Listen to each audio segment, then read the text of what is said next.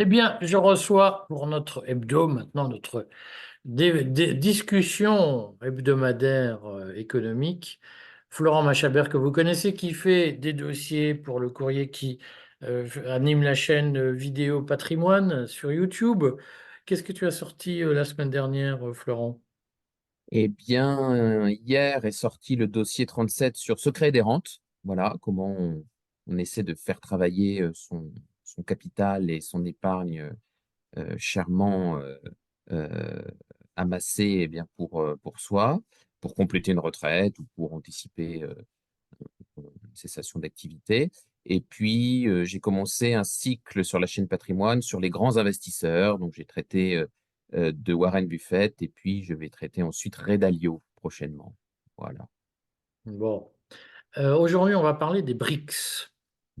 Et donc on va essayer de répondre à la question qui taraude les gens, pourquoi l'Argentine ne veut pas rejoindre les BRICS et pourquoi Javier Milei accuse les BRICS d'être d'horribles socialo-communistes et pourquoi la France aurait intérêt à rejoindre les BRICS ou n'aurait pas intérêt à rejoindre les BRICS puisque ça fait partie des questions qui se posent régulièrement. Alors concrètement, quand même, Florent, Mhm. est-ce que tu peux nous redire pour ceux qui débutent complètement sur le sujet des BRICS, BRICS, ça veut dire quoi? Pourquoi on appelle ça BRICS? Alors, avant d'être les BRICS, c'était les briques déjà. Alors, c'est une expression qu'on doit à un économiste de Goldman Sachs du nom de O'Neill. Donc, ça remonte au début des années 2000. Et en réalité, cette conférence multilatérale a commencé à regrouper à partir de 2009 quatre pays, donc BRIC, le Brésil, la Russie, l'Inde et la Chine. Et cet adjoint à ce groupe, c'est adjointe l'Afrique du Sud 2 ans plus tard, donc en South 2011. Africa. South Africa, C'est évidemment, pour le ça qu'on a S, pris le South S. Africa, exactement. Alors, à un moment, on a aussi parlé des BRICSAM parce que le Mexique a fait une petite incursion, mais vite ressorti tout en recandidatant aujourd'hui. Et donc, ça a été donc les BRICS. Et la nouveauté, et c'est pour ça qu'on en parle, entre autres, depuis le 1er janvier 2024, même si ça a été préparé évidemment courant 2023, c'est que 5 nouveaux pays ont rejoint ce club qui s'appelle désormais les BRICS+, et qui donc 5 plus 5 compte 10 membres en tout et ces 5 nouveaux membres. Alors c'est facile, on prend la mer Rouge et puis on descend. Donc c'est l'Égypte, on saute quelques pays quand même, c'est l'Éthiopie, c'est l'Arabie Saoudite, et puis là on s'éloigne un petit peu plus, les Émirats Arabes Unis et l'Iran. Donc voilà le club des 10 pays. Et autre date pour terminer, importante, c'est 2015, date de la fondation en Chine pour le club des BRICS, c'est bien de la NDB, la New Development Bank, donc une nouvelle banque de développement, qui, à l'instar de la BERD en Europe ou de la BIRD à l'échelle mondiale, eh bien, est une banque multilatérale de développement qui vise à octroyer des crédits à ses membres pour des projets d'infrastructure, de développement durable ou autre en général. Donc voilà quelques étapes, quelques dates et un petit peu l'historique de cet acronyme. Alors concrètement, ça représente quelle part de la population mondiale, quelle part de la richesse mondiale? Parce que on dit les BRICS, les BRICS, les BRICS, mais ça pèse combien de divisions, si j'ose dire? Alors, effectivement. Alors, aujourd'hui, le club des BRICS+, donc les 10 membres actuels, c'est une petite moitié de la population mondiale, hein, 46% pour être précis, mais retenons 50%. En face, le G7, puisqu'on va souvent comparer les BRICS+, désormais au G7. Le G7, c'est un petit 10%. Donc, on voit que démographiquement, les BRICS+, c'est en gros 5 fois le G7.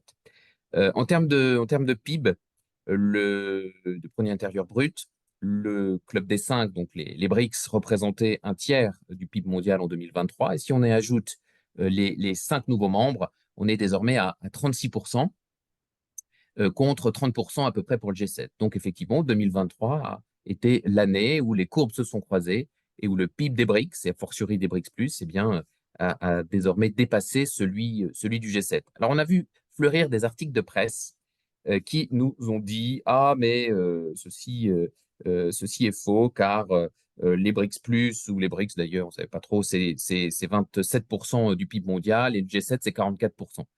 En fait, dans ces articles de presse, il raisonnait en PIB en valeur ou nominal, ça veut dire en intégrant l'inflation, ce qui montre bien d'ailleurs au passage que le problème de l'inflation est désormais du côté de l'Ouest, du côté du G7 et pas tellement ou pas totalement du côté des BRICS, alors qu'évidemment, on n'utilise jamais le PIB en valeur ou PIB nominal, donc qui intègre l'inflation parce que ça gonfle artificiellement sur les années comme 2023 ou 2022 où l'inflation est forte. Et il faut évidemment comparer le PIB en volume, donc le PIB réel. Même Monsieur le maire, c'est ça, il nous parle quand même du PIB en volume, du PIB réel. Et lorsqu'on prend le PIB réel ou le PIB en volume, eh bien, on est sur les chiffres que je vous donnais, 36-37% à peu près pour les BRICS+, et quelque chose comme 30% pour le G7, avec évidemment pour les années qui viennent, quand on voit qu'il y a l'Inde, évidemment, à l'intérieur de ce club-là, qui est le pays qui a la croissance économique la plus forte, bah, les courbes vont, a priori, continuer de s'écarter.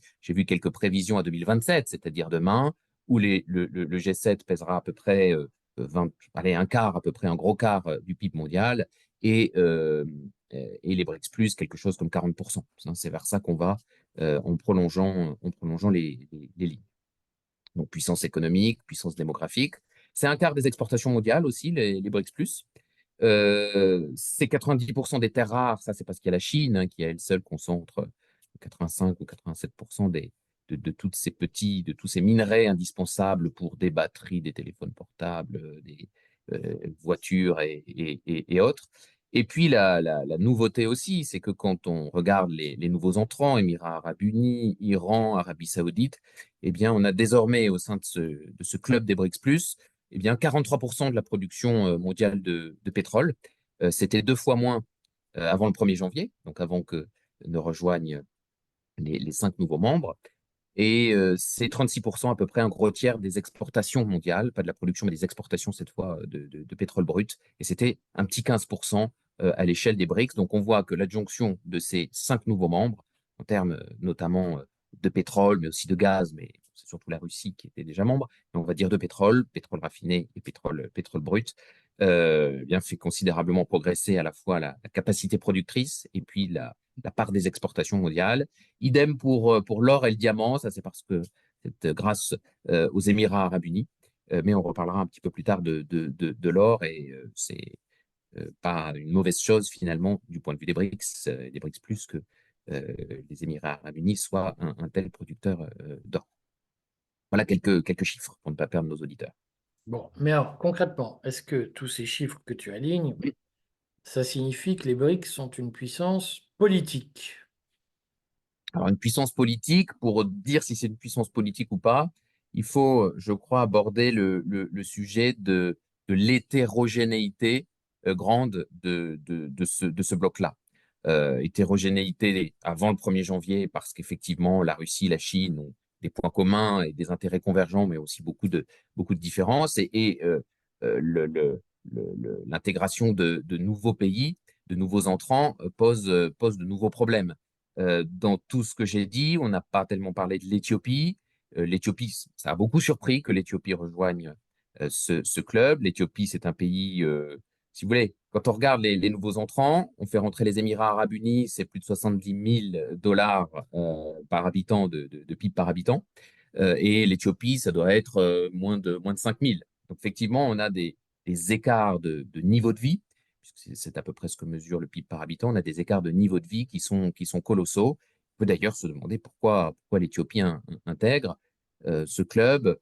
L'Éthiopie, pour en dire un mot peut-être, Hmm. bon, c'est 120 millions d'habitants, donc c'est pas un petit pays. C'est loin de nos horizons C'est peut-être, plus mais grand que le Luxembourg.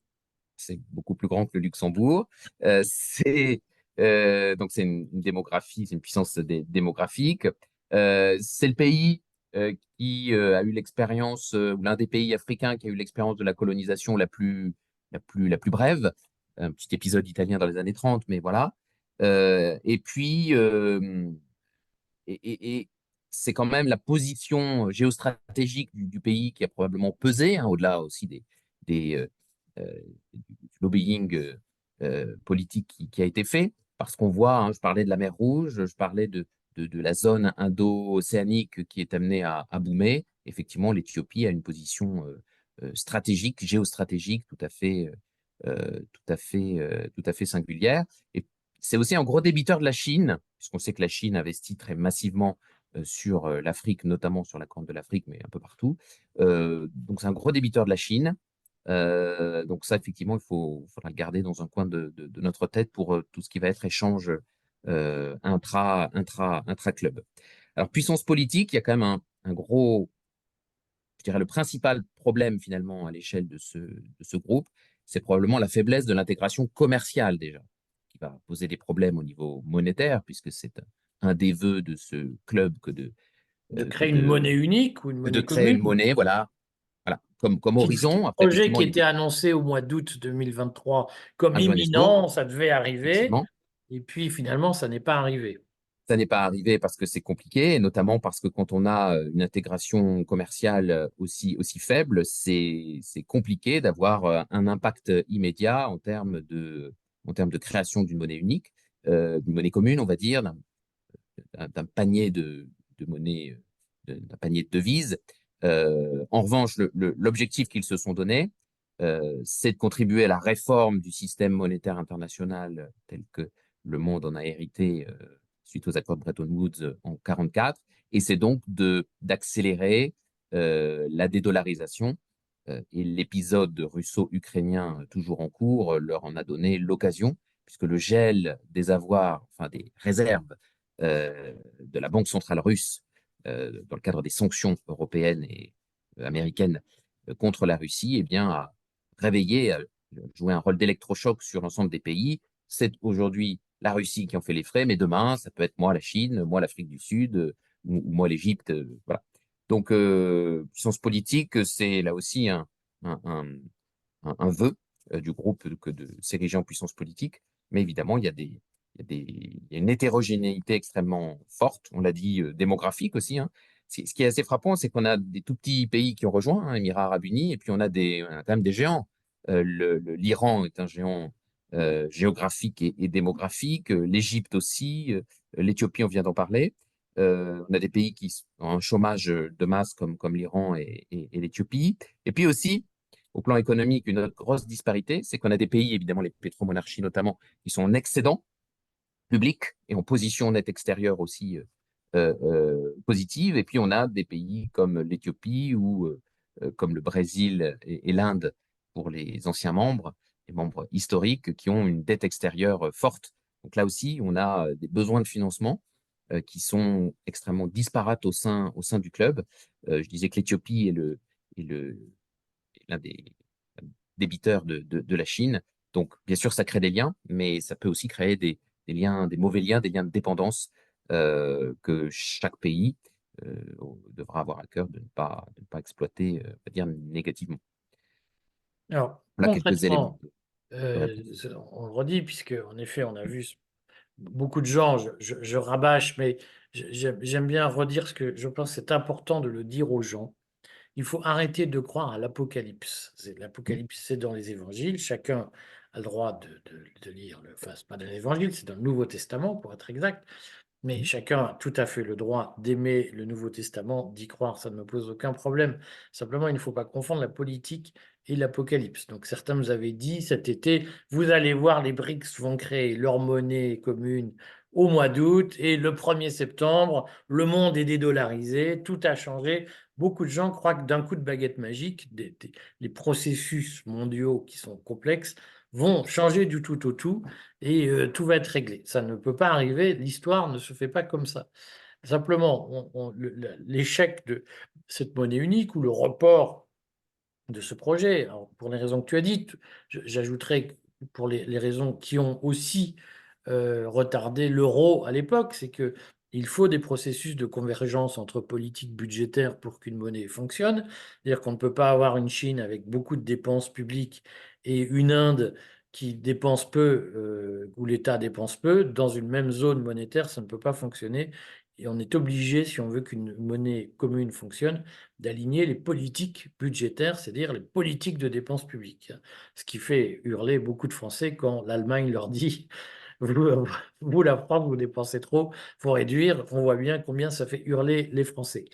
Mais donc, il y a une difficulté politique dans l'univers des BRICS. C'est qu'au fond, c'est un peu le mariage de la carpe et du lapin. Euh, Est-ce que Javier Milei a raison de dire que les BRICS, c'est le paradis du socialisme? Je crois que c'est une formule un peu excessive, mais le nouveau président Milei a effectivement a fermé temporairement, hein, la porte des BRICS, puisqu'on rappelle, hein, l'Argentine devait au 1er janvier 2024 être le 6e pays, après les 5 que j'ai cités tout à l'heure, à rejoindre les BRICS, et son élection a changé la donne. Comme on l'a expliqué lundi dernier, en tout cas dans le précédente vidéo, un des enjeux du mandat de Milei, c'est la concurrence des monnaies, c'est une plus grande liberté monétaire. Et ça passe temporairement parce qu'il avait appelé dans son programme, et après il a un peu rétropédalé, la dollarisation de l'Argentine. Et en réalité, il a plutôt opté pour une liberté monétaire dans les contrats privés Une pour l'instant, concurrence entre les une monnaies, hein? concurrence des monnaies. Donc effectivement, notamment pour le paiement des loyers, un Argentin a maintenant le choix. Il peut notamment payer en dollars, demain peut-être en Bitcoin, etc.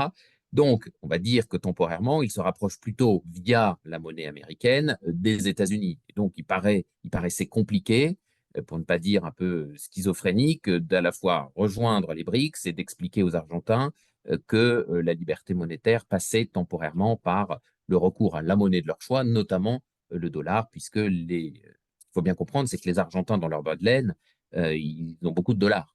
Donc, il faut d'abord écluser et écouler ces dollars détenus par les ménages argentins. Donc, c'est ça principalement la raison. Alors après, avec son tempérament, il a dit, je ne veux pas rejoindre ce club de communistes, je crois qu'il a utilisé cette expression-là, faisant référence effectivement au communisme chinois ou, ou éthiopien, mais il paraît un peu excessif de désigner aujourd'hui les BRICS ou les BRICS Plus comme étant un club de pays communistes, surtout que maintenant on a l'Arabie Saoudite, l'Émirat Arabe Unis, etc. Donc voilà un peu la position qui est plutôt liée finalement à son programme économique et monétaire. Pour donner de la cohérence, je crois qu'il a préféré ne pas intégrer un club pas forcément hostile aux États-Unis, on pourra en reparler, hein, de la position géopolitique des BRICS, mais en tout cas, un club qui veut se dédollariser.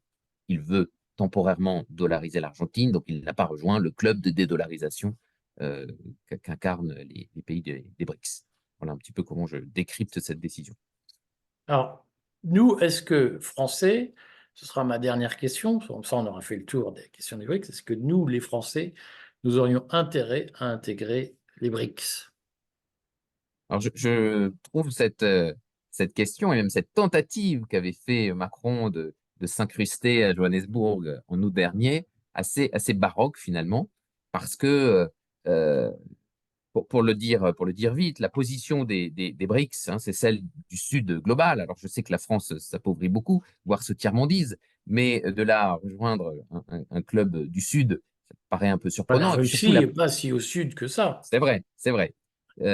En tout cas, géopolitiquement, on est sur un club qui, alors on lit là aussi dans le cartel de la presse subventionnée que c'est un club d'anti-mondialistes, d'anti-occidentaux. Voilà. Je ne crois pas que les BRICS Plus donnent dans l'anti-occidentalisme primaire, ils donnent dans le multilatéralisme. Voilà, il ne me semble pas que ça soit la position de tout à fait, ou alors j'ai raté des épisodes de Macron que de défendre le multilatéralisme. Même et je crois qu'un des meilleurs exemples, d'ailleurs, c'est l'Inde.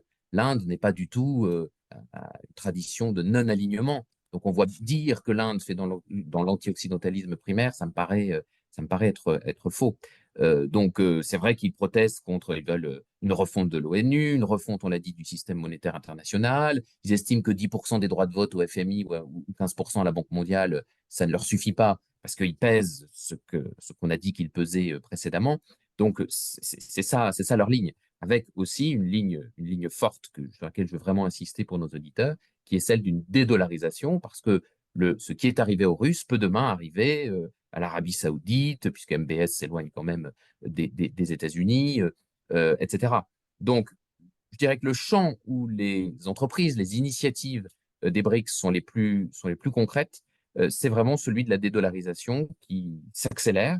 J'en veux pour preuve bah, le fonds le fonds de réserve hein, qui vient compléter le dispositif de la Banque de développement des BRICS, hein, qui permet tout simplement de régler des échanges commerciaux et d'équilibrer les balances de paiement entre membres du club.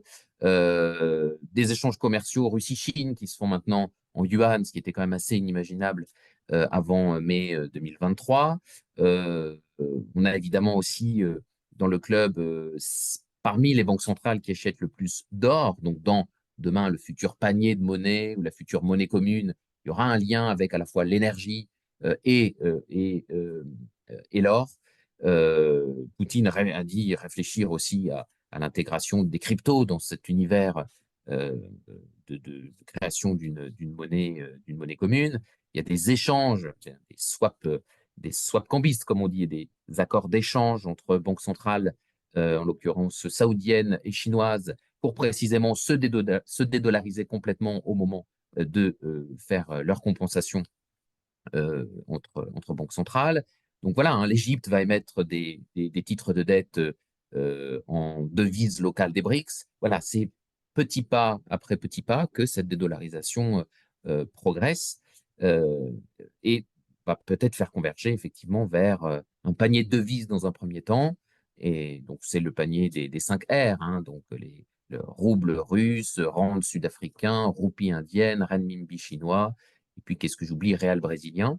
Effectivement, hein, ce sont les monnaies, les devises historiques des 5 membres de 2009 qui, effectivement, tiennent la corde en termes de taux de change et de plus faible volatilité. Voilà, hein, mais ce sont des étapes et c'est le domaine probablement dans lequel, loin du grand chambardement d'une monnaie commune qui ne se fait pas en un claquement de doigts, voilà, on a vu que même sur la monnaie numérique, euh, que ce soit l'euro numérique ou le dollar numérique, on voit combien les choses sont à chaque fois plus longues, plus compliquées, parce que le monde est toujours plus compliqué qu'un simple claquement de doigts. Donc les annonces tonitruantes, euh, voilà, ça c'est qu'on a pu lire au mois d'août 2023, c'est une chose, mais les petits pas, qui sont parfois des grands pas, hein, quand on voit, c'était en décembre dernier, hein, j'y reviens, mais quand on voit cet accord pour des échanges de devises entre le rial saoudien et puis le renminbi chinois, c'est quand même très concret en termes de dédollarisation. Et c'est vraiment on a, je crois, 20% maintenant du pétrole mondial qui s'échange dans une devise autre que le dollar. Et Bon, probablement qu'à ce rythme, à horizon 10 ans, je te coupe parce qu'on va ce sera bientôt plutôt arrêter. 80%. Non, Euh, non, mais Ce que je propose, c'est que, à l'occasion, on parle de ces questions de dollarisation des échanges internationaux parce que c'est opaque pour beaucoup de gens. Mais la semaine prochaine, je te propose qu'on fasse un bilan de Davos et de ce qui a été dit, notamment du discours de Macron qu'on a relayé, du discours de Milei qu'on a relayé, mais aussi des aspects moins connus, notamment des rencontres entre investisseurs qui ont conclu pas mal d'accords. On fait comme ça? très bien, c'est parfait. À bientôt, Florent. Merci beaucoup.